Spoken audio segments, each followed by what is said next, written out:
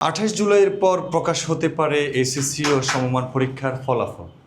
আসসালামু আলাইকুম, AVN news 24-এর পক্ষ থেকে আপনাদের সবাইকে স্বাগত জানাচ্ছি। আমি আরিফ হোসেন। চলুন জেনে নেওয়া যাক গুরুত্বপূর্ণ একটি শিক্ষা সংক্রান্ত খবর। এই বছরে মাধ্যমিক স্কুল সার্টিফিকেট এসএসসি সমমান পরীক্ষার ফলাফল 28 জুলাইয়ের পর প্রকাশ হতে পারে। এর আগে আগামী 20 জুলাই ফল প্রকাশের কথা জানানো হলেও নির্ধারিত সময়ের মধ্যে ফল প্রস্তুতের কাজ শেষ করতে পারছে না শিক্ষা বোর্ডগুলো। শিক্ষা বোর্ড সূত্রে জানা গেছে, সাম্প্রতিক অস্থিরতা সহ বিভিন্ন কারণে ফলাফল প্রস্তুতের কাজ কিছুটা বিলম্ব হয়েছে।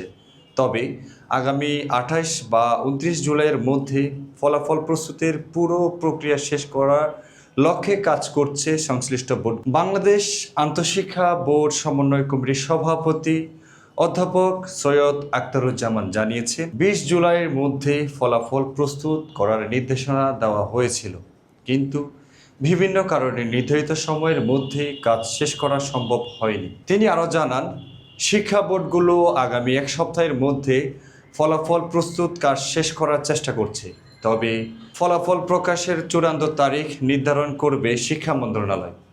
এর আগে গত 28 জুন সচিবালয় এক সংবাদ সম্মেলনে শিক্ষামন্ত্রী আনম এহসানুল হক মিলন জানিয়েছিলেন, 20 জুলাই এসএসসি ও সমমান পরীক্ষার ফলাফল প্রকাশ করা হবে। এদিকে এবছরের এসএসসি ও সমমান পরীক্ষা শুরু হয়েছিল 21 এপ্রিল। 9টি সাধারণ শিক্ষা বোর্ড লিখিত পরীক্ষা শেষ হয় 20শে মে, আর দাখিল ও কারিগরি শিক্ষা বোর্ড লিখিত পরীক্ষা শেষ হয় 24শে মে।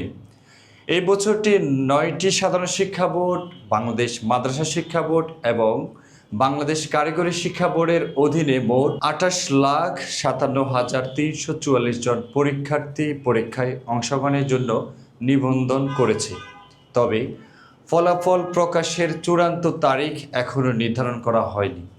শিক্ষা মন্ত্রণালয়ের সিদ্ধান্তর পরই এ বিষয়ে আনুষ্ঠানিক ঘোষণা আসতে পারে।